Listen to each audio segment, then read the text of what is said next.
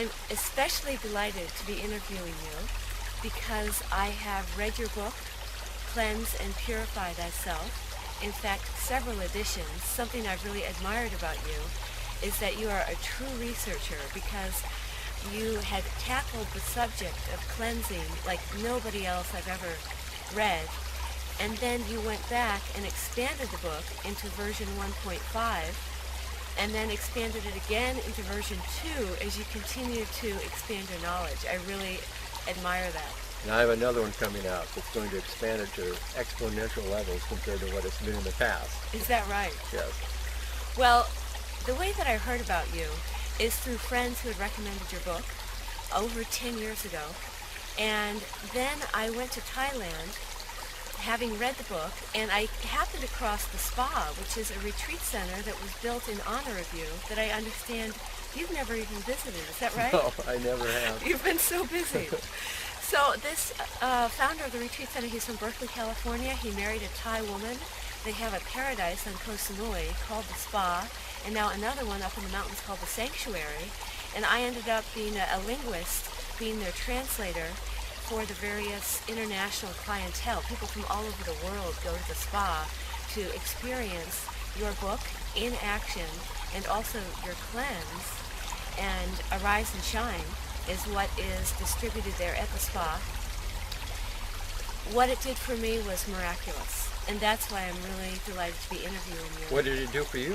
Well, I was born with pneumonia, or in my childhood, let's say, and several times thereafter, pneumonia, diabetes onset number 2, and typhoid fever, tuberculosis, chronic fatigue, arthritis, and so I was really physiologically a mess. But emotionally and mentally, I was fine. And I was also very physically strong, so it was a very unusual combination. But my immune system was extremely weak, and so I was allergic to things like fruits. Just eating an apple could make me faint. After I went through your cleanse, after 3 weeks, mucoid plaque, that term I think you invented, is that right? Mucoid plaque definitely exited my body, and I felt completely changed. My vision improved, my allergies disappeared entirely, my energy normalized, my mood swings were, I think I was kind of normal in mood swings, but they went from normal to almost no mood swings, just feeling happy and content all day long. So I was so excited that I stayed at that health spa and became part of their management for months after that. Wonderful. And here we just met a few days ago Yes. at a Healthy Living Festival, and after all these years, you've been in seclusion researching for 12 years, and so I would like to now ask you a few questions. Okay. Tell us, if you would, what is Arise and Shine? Well, Rise and Shine is just a company that distributes the products that I've created, and that's it. That's what Arise and Shine is all about. And why is this? See, this formula was the first one of this generation that created a wave of a lot of, I think perhaps there were a lot of companies that emulated or tried to emulate your formula. Yeah. Because yours really works. It's Yes. highly effectual. What makes it so special, or how did you come across this formula? Well, that's a story in itself. The story happened began when I was studying with Dr. Jensen, Bernard Jensen, and I was with him living at his ranch for a period of time. And in all these lessons, there was a tremendous amount of information, and especially having to do with the colon and how important it is to keep that clean. That Dr. Jensen, basically his whole foundation of success in treating people was to cleanse the intestinal tract, and especially the colon. And I knew about this. I was very familiar about it. And I knew about the mucoid plaque that came out. It was not classified with that terminology until after I did a lot of research, and then I coined the term. But what happened is I met White Medicine Crow. He was there studying also. And make a really interesting story really short. we ended up growing up in the mountains, living off the land, eating nothing but wild, fresh herbs for a period of 90 days. And that's all we ate were these herbs. We started in the Arizona desert, particularly in the Dragoon Mountains, where Cochise had his warriors in the stronghold and such. And we lived there for about 10 days, and really got tired of eating raw cactus. And so we took off and we went to the Sierras, and in the Sierras we came across a particular meadow, and we started just eating. What we would do is take up an empty bowl, walk out into the meadow, and pick these herbs, and fill up our bowl and come back to camp, put a little bit of olive oil and apple cider vinegar on it, and that was our food. We ate 2 bowls a day, and for 90 days, that's all we ate were these herbs. And after 2 days, maybe 3, I was sitting in camp, and Crow was out and about, and I heard him yell. He was saying, "Rich, Rich, come quick." And I thought, oh my gosh, he could get hurt. So I ran up there as fast as I could, and my thought was, maybe he got bit by a rattlesnake. And I was running up to him, and he's standing in this clearing, and he's pointing to the ground, and here was this about a 6-foot piece of something that was of organic material, and I thought at first it was a snake, and I thought, oh my gosh, did he get bit? Why did he yell at me like that? I mean, it was like an emergency situation. And then just as I got close, he said, "Is that mucoid plaque you've been telling me about?" And I looked, and I just was blown away, because yes, I said, that is mucoid plaque without question. However, that did not come from the colon. That came from the small intestine. And that, I never heard of it coming out of the small intestine. Was it something in the herbs that perhaps Yes. inspired it? Yes, it was something in that combination of herbs. And at first I didn't know what it was. And what I wanted to find out was, is it the combination? Is it the freshness? I mean, all American herbalists know about the herbs that we were eating, but nobody knew that it would pull out mucoid plaque, and especially the way it was pulling it out. I mean, from then on, and before the end of the day, it started coming out of me. And then every time we went to the bathroom, this big pieces would come out of it. So you must have felt extremely high and cleansed. Oh my gosh, we reached a level of strength and awareness and such that was absolutely phenomenal. It was like, what is this? And so I kept very careful track of everything we were eating, trying to figure out what it was. And then we moved 10 days later, we went someplace else, and then another place, and wherever it was working, I noted the herbs. And was cascara growing at that elevation? No, that was something I added later, only to help people get their peristalsis going, so that they kept on moving their intestines, so that things would come out. Because what happens is when people eat these herbs and swallow these herbs, it starts a cleansing reaction that goes all the way from the outside to the inside, to the very core, and right down to the cellular level. It's cleansing every part of our body, but particularly the intestines. And so it's common for people to take these herbs, and after the herbs have conditioned the intestines in a certain way, and the time factor is a little different with everybody, but generally speaking, it happens within a week, and all of a sudden it starts coming out. And but it's not just the intestines; it's cleansing every single part of the body. And so when I finally ended our little herbal expedition after 90 days, we were living in Mount Shasta, and I was determined to create a formula that mimicked what we were eating out there off the land. And I was curious, is it, this isn't going to work if it's because of the rawness, because it's fresh. And that's kind of what I thought it was. And but to my delight, it started coming out of us again. So I knew I had the right combination. It was the combination, because none of these herbs do it by itself. And, and so it was just a gift from heaven to be given this. And so put this, bought the herbs, all dried herbs from a wholesaler, and mix it up in a big bowl. And I said, Crow, let's you and I go on for 6 days. We eat absolutely nothing but these herbs. That's it. There's no psyllium, no bentonite. And about 3 days later, maybe 4, it started coming out. And I said, let's measure it. And I gave him a chopstick, and I had a chopstick, and so we could fiddle with this, and and try to really get an idea of how long it was, and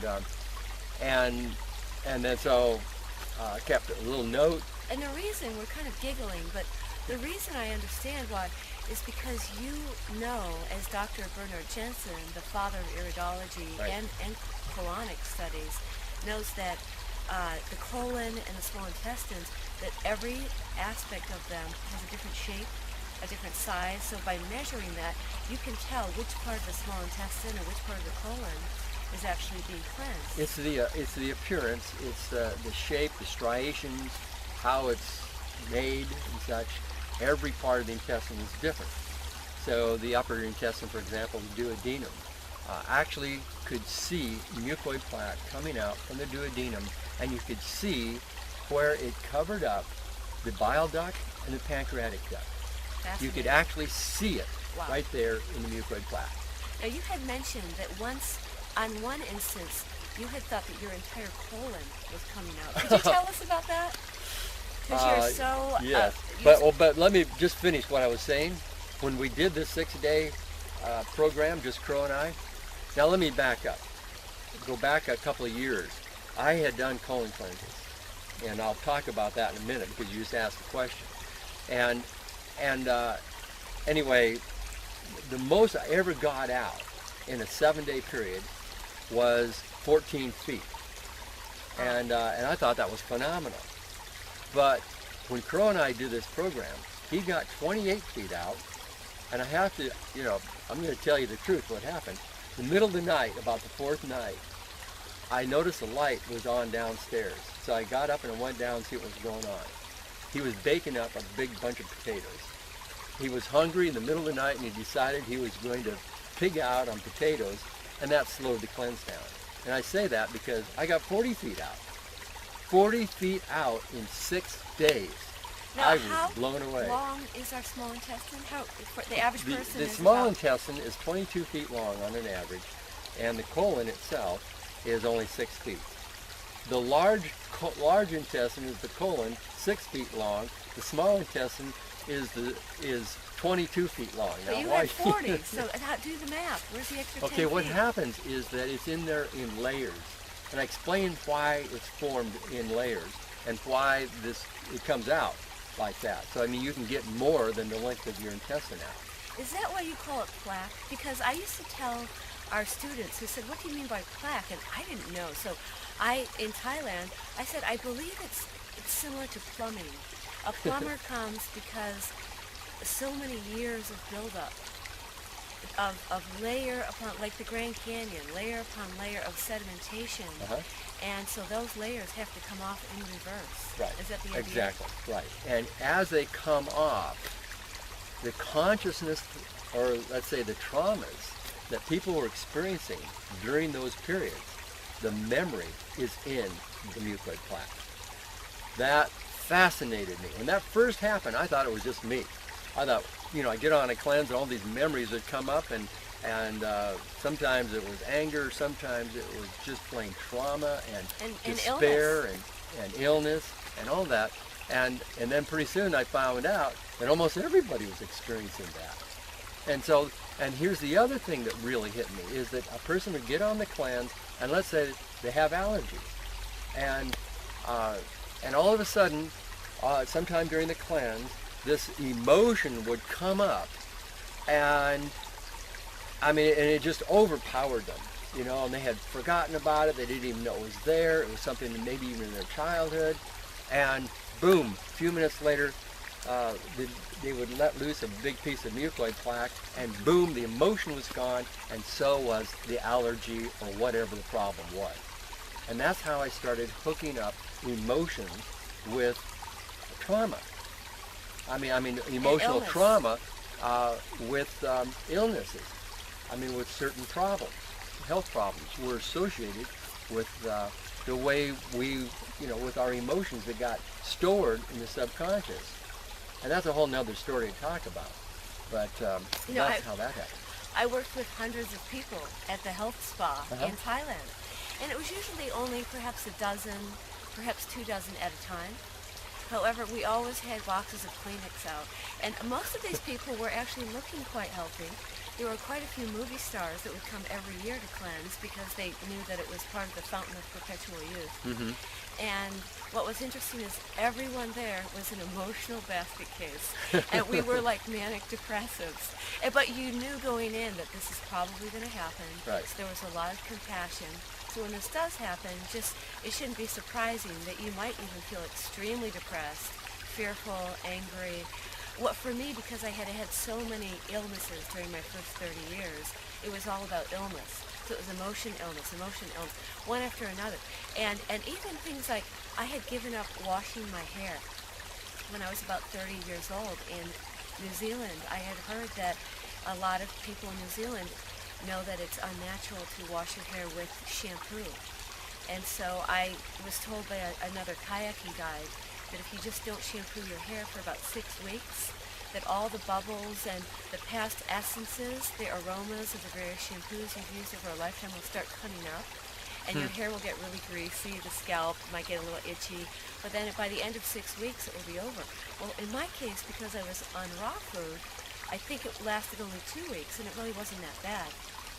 But even that cleansing that I had already done came back up again.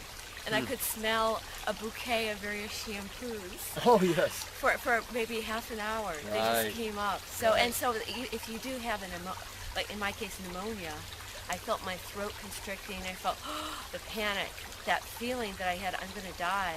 But then it passed very quickly. Right. Yeah, that's the good part. Is it doesn't usually last on an average maybe a couple hours, and then but not very often does it last more than a day. Well, you have helped how many thousands of people do you think cleanse and actually actualize? Like, how many people have not gone to the hospital or gone to the graveyard early because of this? Yes. How many people do you think have taken your cleanse so far? Oh, I don't know. It's in the hundreds of thousands. And once I wrote the book, and it was amazing, all these people were doing the cleanse. I mean, all around the world. A man came to Mount Shasta, and he wanted to buy the cleanse, and I said, well, would you like the book too? And he said, no, I already have the book. I said, well, this is in the early days. I hadn't even sold 500 books yet. I said, where'd you get the book? He said, I got it in India. It's like, oh, okay. But it went around the world like that, but it was kind of to a select few. It didn't hit mainstream. But it was the people who were really interested in health, trying to improve their life in every way. They were attracted to this like a magnet. And I remember one time I went to the post office in Mount Shasta, and there were 2 ladies sitting inside the post office. I went to my post office box, and these people were watching me. And as soon as they saw that, I had P.O. Box 901, and they jumped up, and they came over to me and they said, are you Rich Anderson? And I said, yes. And one of the ladies was a PhD. She was determined to meet me. And so we had people from all walks of life doing this cleanse, and it sparked the cleansing movement. I'm quite sure. A lot of people have said that, because all these companies saw what the cleanse can do for them. They had to have one. And when we started, there was only 4 companies out there in the market, and hardly anybody knew about them. And now there's over 400. Mm-hmm. And so I believe, a lot of people believe that, we, with the book and with the power of this cleanse, that's what stimulated the colon cleansing movement. And I would agree. Yeah, that's a lot the of people word. do. Now, how often would you recommend doing the cleanse? And by the way, just for the record, I'm not on staff with Richard. I just experienced the miracle of this myself. And working at the spa, I saw hundreds of others whose eye colors changed, Yes. whose energy, who who came back from the dead, many yeah. of them, Mhm. right on the edge. And so I just would like to get the word out. I appreciate that. Yeah. But now I haven't done the cleanse, I have to confess, for almost 10 years, and I'm feeling very ready to do it again. Uh-huh. How often do you recommend people to do this cleanse? It totally depends upon what a person's trying to accomplish. See, the whole cleanse now, even in the last 3 years, we're taking it to a whole nother level.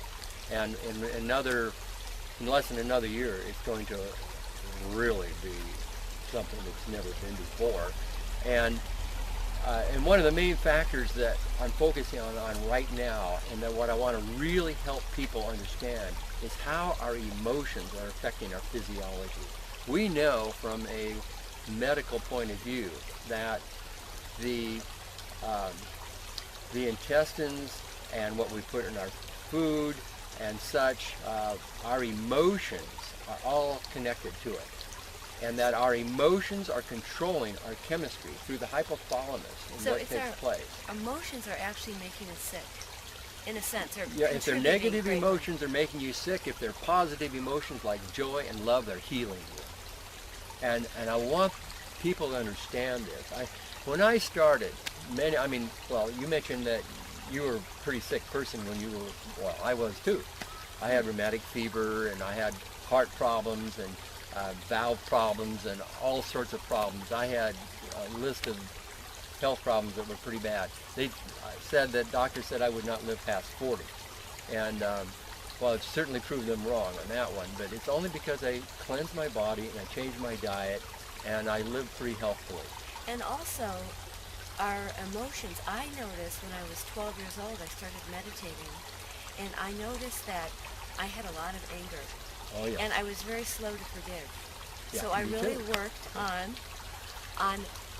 making my forgiveness more thorough and also rapid, because I thought I can't afford the lapse time of what goes on emotionally, how it's affecting my body Right. or my mind. And so it really was a trigger at a very young age to look at emotions, and that's what encouraged me to write my 2 books. When I was 16, my friend died suicide. She was a poet, and I was starting to write poetry, and I committed that day to never writing a negative poem. So that's why my book is Uncivilized Ecstasies. And then the Bliss Conscious Communication book is How to Be a Blissologist, because I feel that emotions do, I concur, cause these illnesses. And so how can we be in a state of perpetual joy, contentment? People ask me, how do you do that, Happy Oasis? And so I wrote a book about the techniques that I use that had become so ingrained in me that I wasn't even consciously aware that I was doing them. So this is a how-to book that I hadn't ever thought about it, but it would actually go very well with your cleanse, because it's the emotional cleansing, and it is based on the blissciplines, the discipline of bliss, which is a very strong discipline, because in the world today, there's all kinds of alternative options. So I just wish to throw that out, because it goes right along with healthy living. I believe it's the core that's the ultimate disease preventative. I do believe that all emotions have effect upon our physiology. I believe that every single disease out there is associated with the disease, it's associated with emotion. And that, and I have no doubt about it. It took me many years to be able to come to that point where I say, I am certain of it. And now we have PhDs who are also certain of it. And even Candace Pert said the same thing. She wrote the book, Molecules of Emotion. And an amazing book, such an amazing book that we carry. It shows from a scientific, really deep science, that our emotions are oozing into our physiology. They control the chemistry of our bodies through the neuropeptides, the ligands, the hormones. All these are chemical messengers that are sending messages to our cells, telling them, in a sense, from an emotional point of view, how they're to function.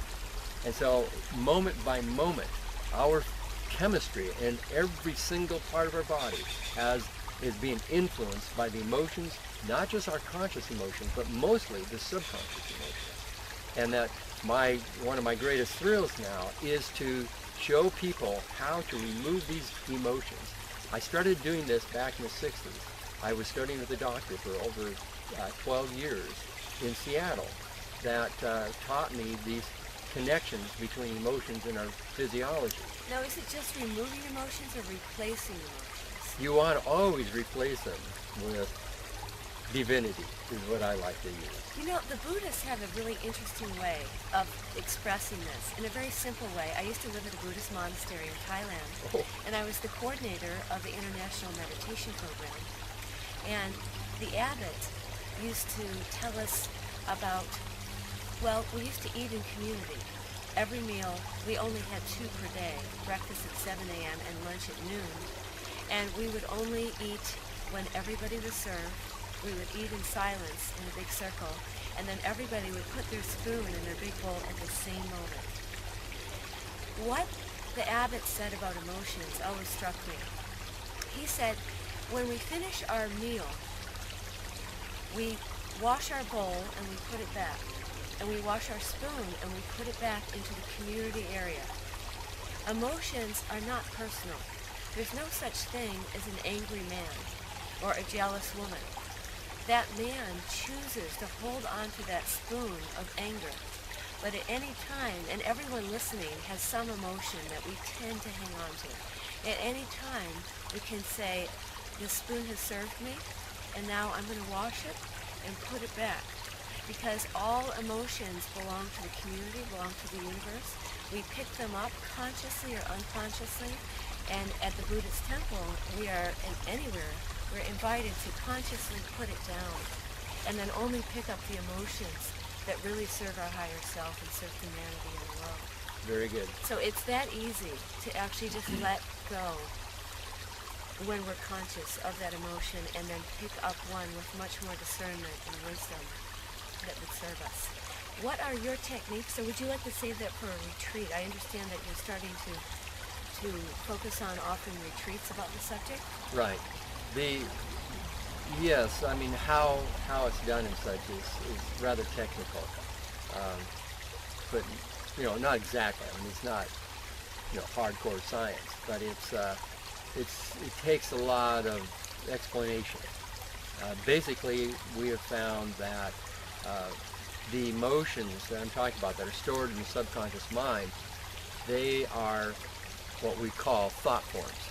And these are emotional complexes of energy that have been conditioned by the emotion that we have generated. And these emotions have form. They have a particular size, or that can continue to grow. They have an energy field that can completely dominate people. Fascinating. And they have color. You can actually see them. They're just barely beyond the normal sight of people, and if you expand that sight just a little, you can see them quite easily. You must be able to hear them too then, if you tune into that. You probably could. But anyway, when you can see them and you get in touch with what the emotion really is, that's when they're vulnerable. That's when you can actually different techniques to remove them or resolve them. I like to use the word dissolve them, because I literally see them dissolve and fade into nothing. And when that happens, most people get a sensation of kind of tingling from head to toe, and not always, but most of the time. And then it can just come, when it dissolves, you replace it with as much love and joy as you possibly can, and you qualify that as being a permanent replacement for this. Because when you do dissolve one, you created a vacuum, and you want to make sure that you replace it. And I've seen this transform many people's lives. And I've seen cancer vanish by removal of one thought form. And I mean, a terminal case. I've seen prostate problems vanish in minutes. I've seen all sorts of health issues go away. I mean, especially myself. But with myself, I started off with a lot of anger, a lot of resentment. There was so much anger in me, and I was not a happy person. I did not know happiness until I was over in my 20s. And then in fact, it was what changed me. One of the greatest changes of my life was in 1972. I was living in Wenatchee, Washington, and I was analyzing my life. I went all the way back from the beginning, and I was wondering, why is it I have been so unhappy and so miserable and have suffered so much in my life? And then I thought about that for a little bit, and I thought, well, how many times have I ever been happy? And I could count them on one hand. Oh. And I thought, well, what was the condition of that? What made me happy? And it hit me. It was love. It was when I was loving somebody or something that made me happy. And when it hit me, it changed my whole life. I mean, I had a major realization about it. And I thought, okay, if love is what makes us all happy, I mean, the miser, for example, holding on to his money and his gold, that makes him happy. It's the love that he has for that particular, for the money. But it's not really a true happiness. It's not a true happiness, but it's what he knows to be happy. And that's what motivates him and makes him continue to do this. And the same with all the negative things, and also the positive things. But I was after happiness. I wanted to be happy. I'd never been happy, really happy for a long period of time. And so I realized that love makes me happy. Why can't I condition my consciousness so always respond in such a way that I'm not dependent upon what somebody else says or does for my happiness, that even under the worst circumstances, I can still love that person or whatever. And that changed my life. I mean, that became my primary goal, was to be able to generate as much love for everybody and everything I could. But I found I couldn't do it. It was very, very difficult. It just wasn't. But it was the beginning of the path. It was the beginning. The aspiration. And it was the exploration is, what is it that interferes with that love? And through all my research, I found out that love is the essence of our being. And it's right here, right now, and the only reason we're not feeling it is because we have these interference patterns that get in the way. And so I started going after these interference patterns, and I learned about them back in the 60s. And over the years, I found different ways to dissolve these things in seconds. Seconds. Once you see it and get in touch with it, boom, it can be gone. Sometimes it's gone instantly, and you replace it with love, and boom, a huge change. And I started going into these states of bliss consciousness that would first lasted for hours, then it started lasting for days, then it started lasting for weeks, and then in one period it lasted for 3 months. I mean, I was totally in bliss. And the awareness I had, I mean, I could read people's minds. I was so aware of things I normally could not be aware of. This is what I want to live. This is what I want to be. So it's totally a clairvoyant in that it clears out all the negative emotions, and all that's left is bliss and consciousness. Well, that's all we have to do is clear these things out. Jesus said, pluck out all things that are not of the Father. I thought, well, what would be left? Well, the Father. Well, what's the Father? See, I have this scientific thing, I want to know what the Father is. I want to know what the Holy Spirit is. I want to know what Christ was. And I really investigated. I like to say there's God and Goddess, and now today there's God-us. G-O-D-U-S. I love it. But I learned over the years that this infinite intelligence that we sometimes call God is everywhere. It is the essence of everything. And even the Bible says that God is love. And some people say, well, you got to fear God. Well, fear love? No, I'm not going to fear love. I'm going to pull it into my being as much as I possibly can. Because that's what makes me happy. And that's what makes everyone happy. If people would only realize what I realized at that point, it would change their life. Do you know this expression? At first I thought that life was joy. And then I learned that life is service. And now I know that service, or love, is joy. So it's that full circle of realizing that life is about loving, and the more we can love each other, the more we can love all aspects of life. I just like waking up this morning feeling a little sleepy and then jumping in the coldest water you could possibly imagine and swimming across a lake and then running across a meadow. Wow. And I just, but the body, when we are living with living foods, or primarily raw vegan, organic food that's prepared with love, that's farmed with love, that's filled with sunshine and rain and all good things, then there's no wonder that we're going to be feeling joy at a very deep level. Oh, absolutely. Right.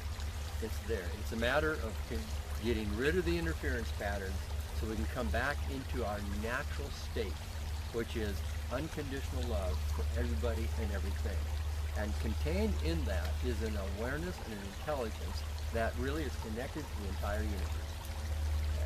Well, Dr. Richard Anderson, it has been such a pleasure to be in your presence. I feel so honored. Well, thank you. I feel delighted. honored to have met you and listened to some of your stories, which are absolutely phenomenal. So yeah, well, we have something in common here. We do. I feel like your younger sister. And for now, I would love to conclude our interview. Perhaps it will be continued. I hope so. Thank you so much for joining us today with Dr. Richard Anderson.